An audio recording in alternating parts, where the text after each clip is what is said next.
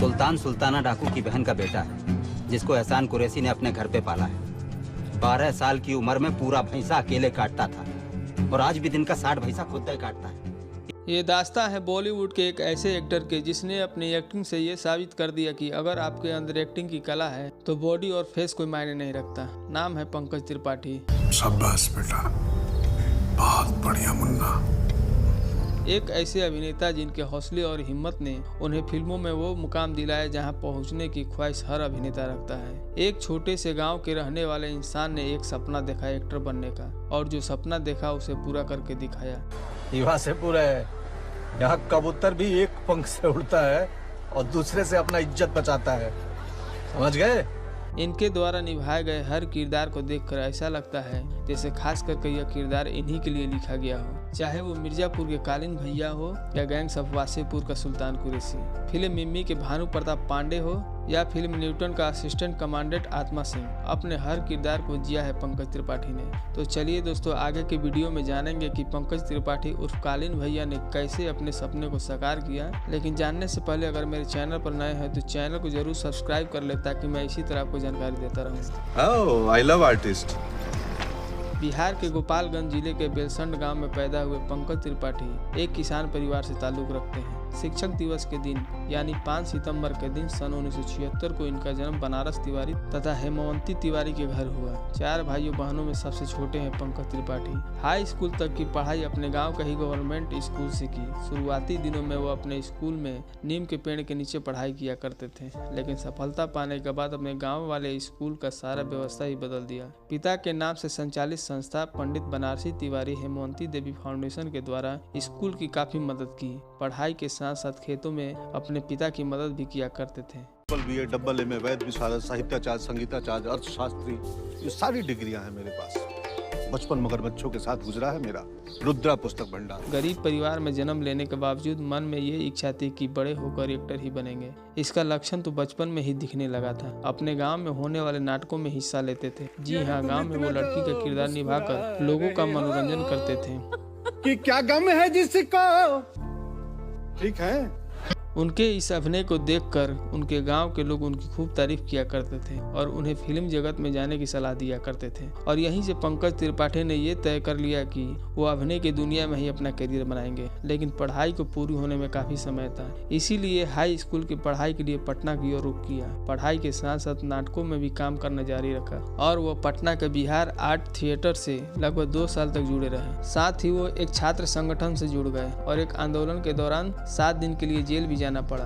Graduation की पढ़ाई के बाद उन्होंने पटना के 5 स्टार मौर्या होटल में नाइट शिफ्ट में किचन सुपरवाइजर का काम भी किया। पटना में लगभग 7 साल रहने के बाद होटल लाइन में काम करते करते उन्हें आभास हो गया कि उनकी मंजिल कहीं और है, और फिर पटना से ट्रेन पकड़ी और चल पड़े दिल्ली। दिल्ली पहुंचने के बाद सबसे पहले NST में यानी नेशनल स्कूल ऑफ ड्रामा में दाखिला लिया, लेकिन NST में भी दाखिला लेने से पहले NST ने 2 बार रिजेक्ट कर दिया था और सन 2004 में वो NST से ग्रेजुएशन की डिग्री हासिल की। लेकिन वक्त के साथ साथ इनके कंधे पर जिम्मेदारियों का बोझ बढ़ता ही जा रहा था। दूध आप पी लीजिए, हम स्टडी कर रहे हैं। क्योंकि 15 जनवरी सन 2004 को मृदुला नाम की लड़की से उनकी शादी हो गई और शादी के बाद अपने करियर को बढ़ाने के लिए उन्होंने सीधा प्रस्थान मुंबई की ओर रुख किया और वहां जाने के बाद अपने एक दोस्त के घर रुके थे। कुछ समय के बाद मुंबई के कांदीवली में घर ले लिया। फिर वह अपनी पत्नी के साथ वहां शिफ्ट हो गए और काफी संघर्षों के बाद सन 2004 में फिल्म रन में एक छोटा सा रोल का ऑफर मिला। 5 रुपए वाला चिकन बिरयानी भैया, वो कौवा बिरयानी है। अब खाइएगा कौवा बिरयानी तो मोहम्मद रफी जैसा आवाज थोड़ा ही आएगा। कौवा बिरयानी। त्रिपाठी साहब ने उस रोल को बहुत अच्छी तरह से निभाया, लेकिन संघर्ष अभी भी जारी था। इस मुश्किल की घड़ी में उनकी पत्नी ने इनका काफी सपोर्ट किया। मृदुला ने गोरेगांव के एक स्कूल में शिक्षक पद के लिए एक इंटरव्यू दिया और उन्हें नौकरी मिल गई, जिससे उनका बोझ काफी हद तक हल्का हो गया। कौन जहर मिला है उसके खाने में? ये जहर मिलाने वाले से पूछिए ना। नवाज पैदा नहीं हुए हैं। इसके बाद आने वाले सालों तक उन्होंने कई फिल्में और टीवी सीरियल्स में छोटे मोटे रोल्स किए, लेकिन सफलता अभी इनसे कोसों दूर थी। और फिर सन 2012 में अनुराग कश्यप की फिल्म गैंग्स ऑफ वासेपुर आई। इस फिल्म में सुल्तान कुरैशी का रोल जिस तरीके से निभाया कि दर्शकों के चहेते बन गए। सफेद पहने है मातम का कपड़ा है? लहंगा नहीं पहने हैं? लहंगा मंगाओ, और चचा आज लहंगा पहनेंगे। इस फिल्म के बाद तो जैसे इनकी किस्मत ही बदल गई। इसके बाद पंकज त्रिपाठी के पास तो फिल्मों की लाइन ही लग गई। उसके बाद फुकरे, मसान, नीलबट्टे सन्नाटा, Newton, Manjhi the mountain man, कई शानदार फिल्में की और इन सभी फिल्मों में इनके रोल्स को खूब पसंद किया गया। अरे आपसे पर्सनल कुछ थोड़े ही है। आपको डर है ना जीरो वोटिंग का? नहीं होने दूंगा, हमारे अपने लोग वोटिंग कर देंगे। कौन कौन वोट करेगा? फिल्म में न्यूटन के शानदार एक्टिंग के लिए नेशनल अवार्ड के पुरस्कार से भी नवाजा गया। फिल्मों के साथ साथ पंकज त्रिपाठी वेब सीरीज में भी अपना जलवा खूब दिखाया। कल मिर्जापुर तुम्हारा होगा, मुन्ना, चाहते हो ना?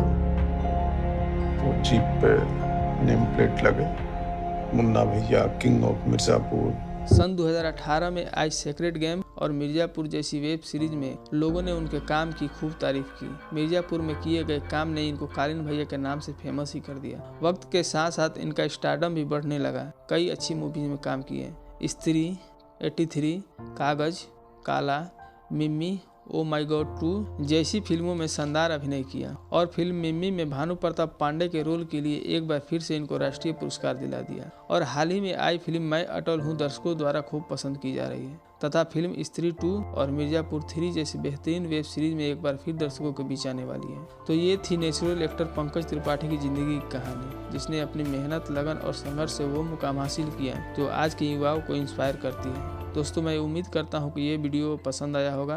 अपना बहुमूल्य समय देने के लिए धन्यवाद।